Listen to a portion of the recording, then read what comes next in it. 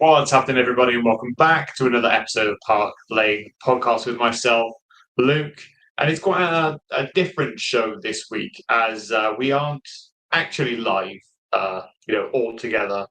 But what we have put together is a little show for you regarding everyone's thoughts on Thomas Frank to Spurs. We did touch on it last week a little bit with Wes and Kallum, but this week we've got a few people plus a special guest to give their thoughts on Thomas Frank.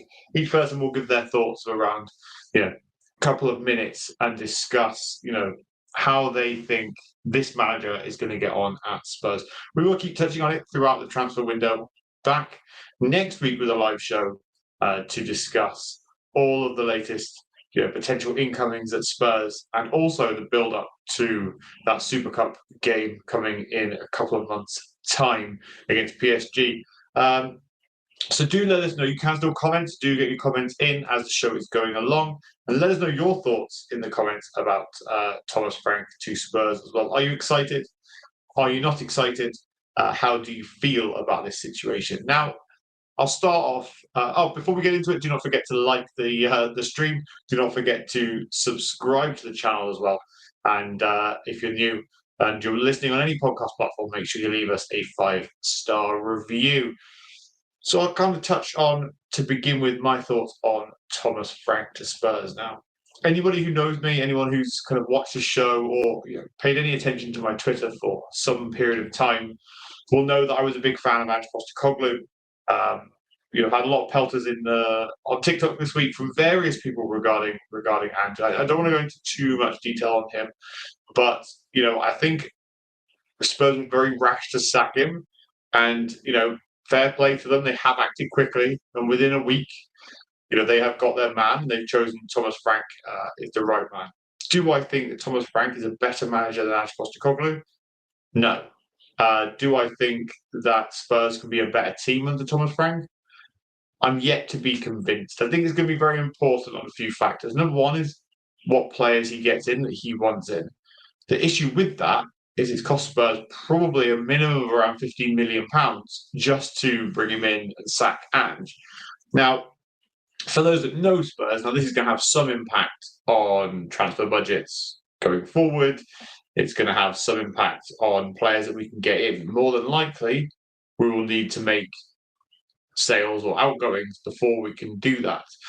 So we've already seen the likes of Ben Davies have a contract renewal this week, which is great for Ben Davies. He's not a starting player, somebody who would probably be like third or fourth or fifth in terms of centre-back options, but it's good to have him kind of around the club. But we really need to press on now. Last season, we won the Europa League. This season, we need to do better. We need to compete in the Champions League. We need to get to the latter stages of that. We need to, get further than a semi-final in the League Cup, probably to a final. We need to progress as a football club. And I mentioned this last week. If the idea of Spurs now is just to finish top four, then what's the point? What's the point in this game? What's the point if all we're looking at is monetary value and monetary, ideas when it comes to kind of footballing ideas, right? But I also don't think we should put too much pressure on Thomas Frank because it's a massive, massive step up for him. He has to come into a job where the dressing room is probably fractured from the sacking of Ange. He has to come into a football club where some of the fans are upset that Ange has gone. Some of the fans are happy that Ange has gone. But also we have to realise, the only person that's had any success is Ange. We've tried Maria's, we've tried Conte's, we've tried the likes of Nuno's. And that's where I worry with this Thomas Frank replacement is how quickly are the fans going to turn if it doesn't go so well. I hear lots of things about Thomas Frank, being an amazing tactician. But from what I've seen from Brentford, they aren't that exciting at times to watch. The one thing we will get is probably defensive solidity, I believe. We will probably concede less goals. But has he got it in him to really compete in the Champions League? Are we going to be able to get to the knockout stages of that competition? But that, we have to look at experience, and that's the bit that worries me. At least with Ange Postecoglou, we had someone who had previously won at most clubs he had been at, or every club he'd been at, in fact. When we look at Thomas Frank, he's done a great job at Brentford, and you can't applaud him enough for the job that he's done.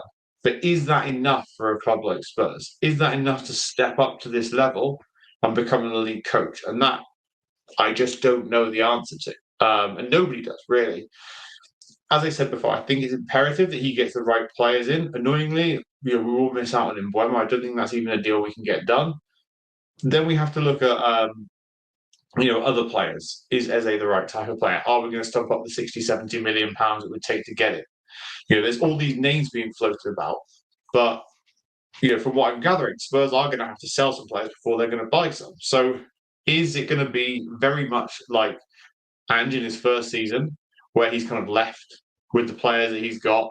He hasn't got much of a budget to play with. And that is my concern with Thomas Frank. Look, do I think he's going to pull up any trees this season? No. I think last week I mentioned around 9th or so in the Premier League, I felt like we would finish. That hasn't changed. And unless we get serious, talented individuals into this squad, it's not going to change either. Having said that, I will back this manager. I will do whatever I can to support him. And, I will cheer this team on until the end of the season. But what we will do is a few of the other guys from the show will give their thoughts, and then we'll go from there.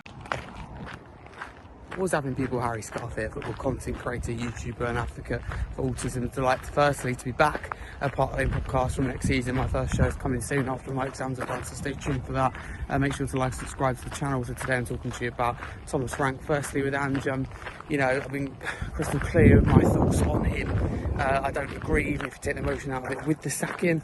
I think the most successful Tottenham manager in 41 years, first European trophy in 41 years, only the third manager at our club to win a European trophy, and in our trophy drought for 17 years. But last season, Carabao Cup semi-final, okay, yeah, we finished 17th, but to win the Europa League and qualify for the Champions League, what I'd say to the Spurs fans that wanted him gone, and what I'd say to Daniel Levy, is would you have taken that at the start of the year? Maybe he wouldn't have, but I'm sure every other single person associated with Tottenham Football Club, unless they're deluded on the board, would have absolutely taken it. I just feel this is a Levy moment that's deliberate. It's an attention-seeking move. It's I think a large amount of it, he's booed a little bit against Brighton game. He's like, fans still hate me, and the sad thing is that we could have finished 6th, probably, because it's his second season, 6th, 7th, 8th, and he'd still be in the job, because we'd be like, Levy would see that as more money in the pocket, a different way of securing European football. Let's say we finish 5th or 6th, then it'd still be a job even if we won nothing.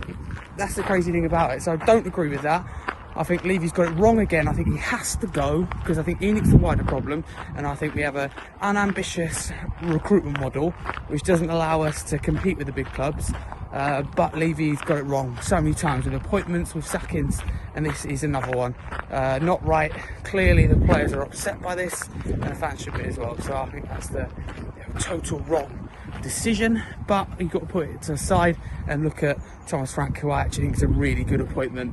Done a fantastic job at Brentford on a net negative spend, so that's negative net spend, and they lost their best players in that time. They sold, for example, Tony, Watkins, Ericsson, Raya, the list goes on. They sold top players and they coped really well, and he's made them a stable Premier League outfit. Obviously when he took over, we were in the Championship and finished 10th in the Premier League last season, and he's shown real tactical flexibility, adaptability in games. And I just think that I love Andrew. If I had to be critical, one thing about him, I think his in-game management is a bit better than people give it credit for, but certainly not tactical flexibility, whereas Ange does have that, whereas Frank has that. So yeah, that's a positive. So I think it's something exciting to look forward to. I think Frank deserves that step up. He's earned that with Brentford. So I wish him all the best. I think fans will have to get behind him, not make that mistake like we did under Nuno, and not get behind the manager. So he'll need time. It'll be another project. He won't get what he wants. Hopefully he can bring Mbeumo with him. I don't think it means trophies, but it means European football, and that satisfies, Daniel Levy at the end of the day. So I think we've got to get it right in terms of uniting as a fan base behind the manager, not repeating the mistake of Nuno. We didn't get behind him, and obviously it went wrong for him, don't get me wrong, but it should have been forced out that early. As fans, how you get behind a manager has an effect on the team, has an effect on the manager. So he's got to get that aspect right of it. But no, I think he generally get on really well. Seems like a genuine, decent human as well. When you look into it, I think that's a really good appointment. It makes sense. He loves a challenge. So bring it on. I think it's good. But managers are set up to fail here at Tottenham. We've got to accept that reality. They aren't given what they want. And with a new stadium, we promise that we'll be able to compete with the big teams, both on the pitch and financially. Neither of those things have happened. Okay, we spent quite a bit more with the new stadium, and I don't think money is the issue, but recruitment continues to be poor, unambitious, and just look at the clubs that, for example, that we buy from, and wages continues to be a big barrier to success. So, those are my thoughts on it. Get involved, comments below. Hi guys, thank you Luke and Park Lane Podcast for asking me to give a few words on my thoughts on the appointment of Thomas Frank. To be honest with you, I'm still a bit sore after the sacking of Ange Postecoglou. After 17 years, got a trophy and then got a Champions League football and still gets a boot. I don't really know what precedence that sets for the next kind of manager coming in. That being said, our league form last season was awful. So if anything is to happen next season, I just want a bit of stability. I don't know if it's potentially the right kind of step. I would have preferred Glasner. Obviously won something with Palace after, Jesus Christ, never winning anything. So for me, Glasner was probably the better option. But that being said, he's our manager. You've got to get behind him. I'd just like to see us set up with a bit more structure this season, in terms of not concede so many goals. We need that stability. Be interesting to see how he motivates the players though, having not really won anything, especially in Champions League football, and all the other games that we'll be playing next season, because I hope we go further in cups. I just really wanted to see what season 3 was going to be like under Ange Postecoglou, but that's not going to happen. But like I say, I'm not going to write him off before he's even set foot into the club. We've got to get behind him. I'm so done with this recycle of managers. I don't know how I feel. I don't know if he's going to be the man to kind of take us further than Ange. But I'm excited to see what happens. But yeah, thank you. Everybody, just wanted to post a quick video on Thomas Frank and my thoughts on his appointment. I actually think it's a really good appointment. I know a lot of people think it's underwhelming, but it's really not. What he's done with Brentford with a small budget is quite remarkable, to be fair. There's a lot of talk obviously about Ange leaving, but the reality of it is, in 2 Premier League seasons, you cannot under any circumstances lose 34 Premier League games. Thank you, Ange, for winning us the Europa League, but when you take the emotion out of it, 34 league game losses in 2 seasons isn't good enough. With Thomas Frank, I think we'll have more stability. Will be more controlled on the ball, and I generally think we'll get the best out of a lot of the players we do have. His style, obviously Brentford are hard to play against, they're hard to beat. The attacking football they have, and if he can bring players like Mbeumo with him, hopefully he turns down United for us, then I'm all for it. It's a big call.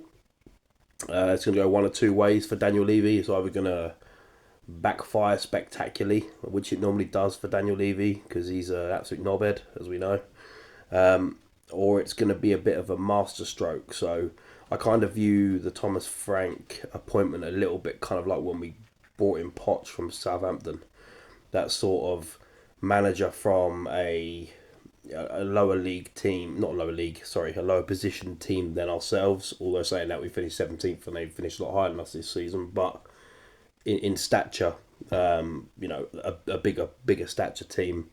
Obviously with Champions League football, it'll be interesting because he doesn't have much Champions League experience, much European experience, but I do like the way he sets up his teams. They're hard to beat, they can be fun to watch.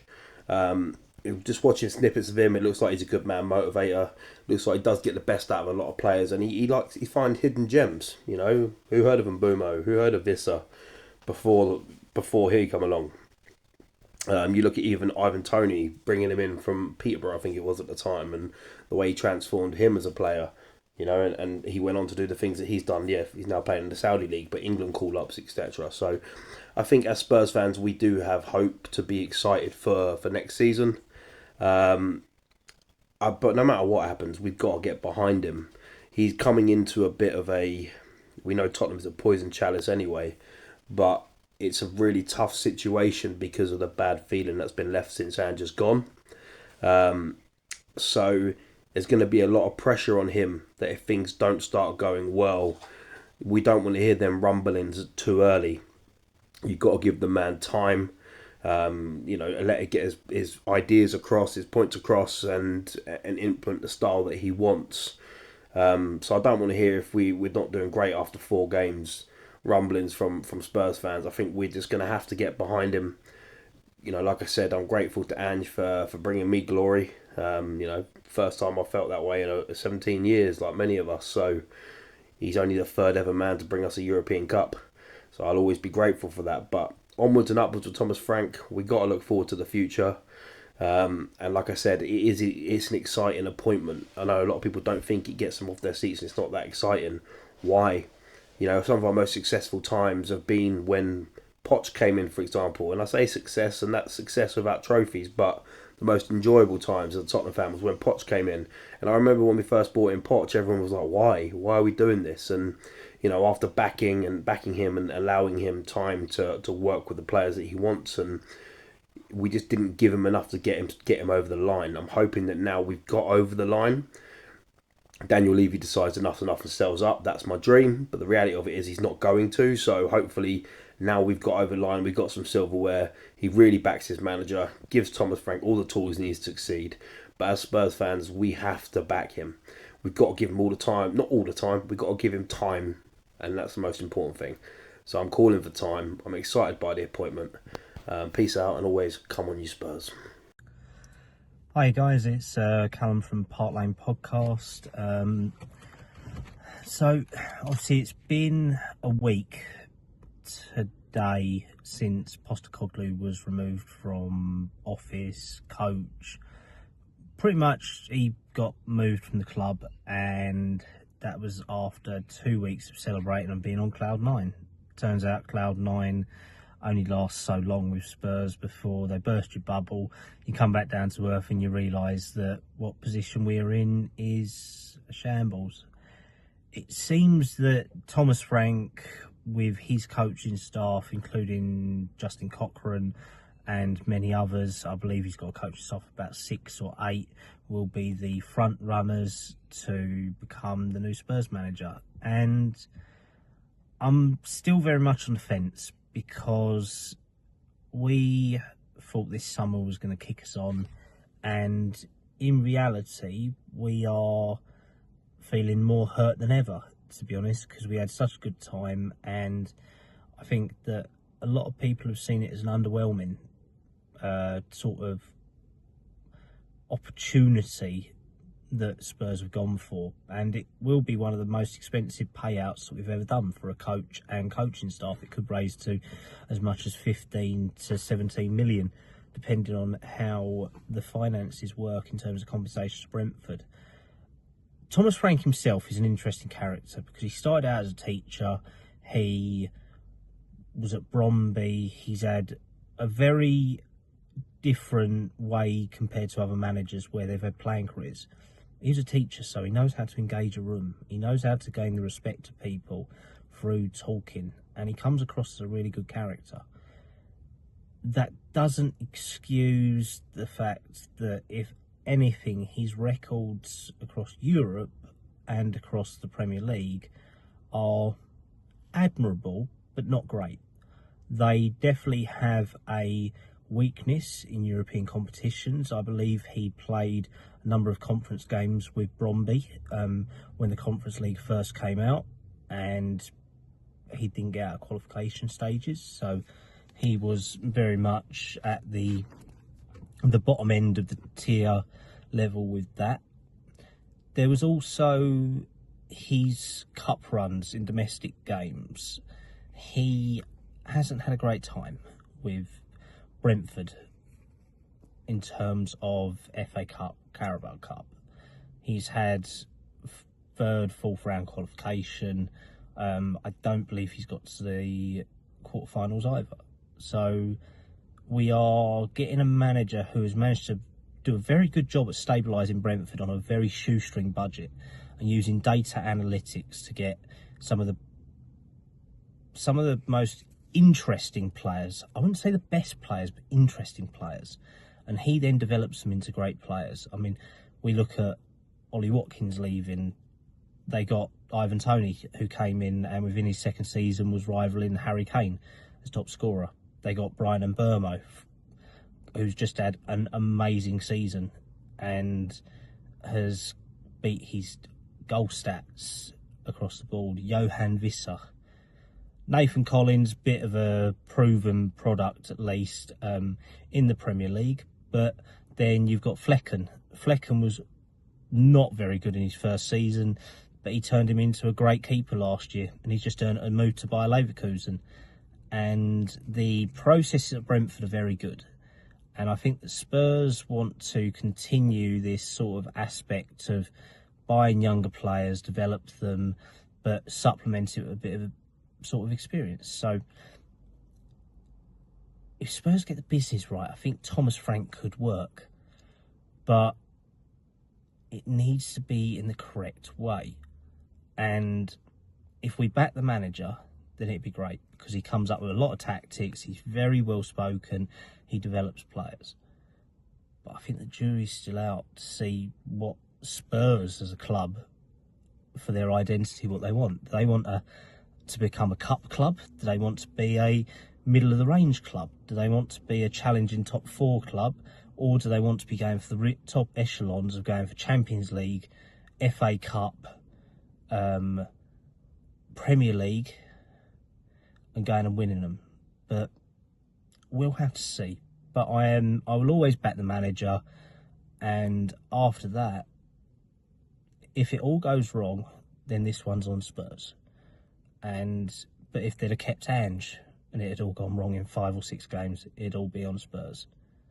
Us as fans have no control. We have no authority or relevance over these signings and these appointments. It's a business at the end of the day. But if Thomas Frank works, which I hope it will, we could see some very good football and good players and a very tactically astute manager. So here's hoping, and thanks very much. Go and like and subscribe to Park Lane Podcast, and come on, you Spurs. What's happening, people? It's your guy Wes here. Been asked to give my thoughts on the upcoming appointment of Thomas Frank as the new Tottenham Hotspur manager. I've made no secrets about this one. It's an appointment that doesn't inspire me at all. It's an appointment that I don't get behind in any way at all. I'm not a fan of Thomas Frank in any way, so yeah, I'm going to struggle to get behind this one. Stylistically, I don't think it's a fit for Tottenham. I don't think his teams necessarily play in a way that me as a football fan can sort of watch and get behind. And also, I just don't think he's going to prove to be a success at Tottenham. We're now in a period where we've seen some level of success in terms of us winning the Europa League. We're trying to kick on. We're in the Champions League. We now have a guy that has no experience in Europe and playing in Europe or coaching a team in Europe. We're going from playing once a week, which is what Thomas Frank used to at Brentford, to playing twice a week. So it'll be interesting to see how he does, how he gets on with that rotation of the squad and things like that as well. I just don't think I can get behind this particular appointment. I think I've said it so many times on the Park Lane Podcast show recently. I just don't think it's going to work out. It screams to me like Nuno 2.0 in the sense that the club and the job in hand is too big for Thomas Frank. If it was down to me, if we had to sack Ange, which I do think was incredibly harsh, I think he'd sort of deserved that opportunity to go into season 3. But yeah, like I say, if it was down to me, I would have gone with Oliver Glasner, somebody who comes in with a little bit of personality, a little bit of aura, experience, has experience of winning things as well at the highest level. You've seen the job he did at Frankfurt, getting them into Europe consistently. He's managed to get Crystal Palace into Europe and winning a trophy for the first time in their history. And I just think stylistically, he would have probably been a lot similar to what we had initially with Ange. With a few tactical tweaks here and there. But yeah, as for Thomas Frank, it's not an appointment I'll be getting behind at all. And yeah, I just can't see it working out. So I think we'll be back to square one again before we know it. Cheers. Take care. So there we go. That's everybody's thoughts on Thomas Frank. Do let us know who you agree with Let us know also who you didn't agree with. We also want to know what your thoughts are on Thomas Frank to Spurs as we go into the next Premier League season. Let us know what position you think he's going to finish in, and we'll try and collate all those answers and go through them on next week's show. Just remember to subscribe to the channel, click the like button, click the subscribe button as well, and go and follow all the hosts on the channel as well on X. More importantly, you can head over to our Instagram, TikTok, Facebook pages, wherever you want to. You can check out all of our latest content on there as well. We are trying to reach 1,000 TikTok subscribers before the end of or the start of the season. So go and do that as quickly as you can, and let us know in the comments that you have gone and followed us. For more content, you can catch us every Sunday, 7 p.m. But more importantly, click the subscribe button, keep following us, and a massive come on, you Spurs.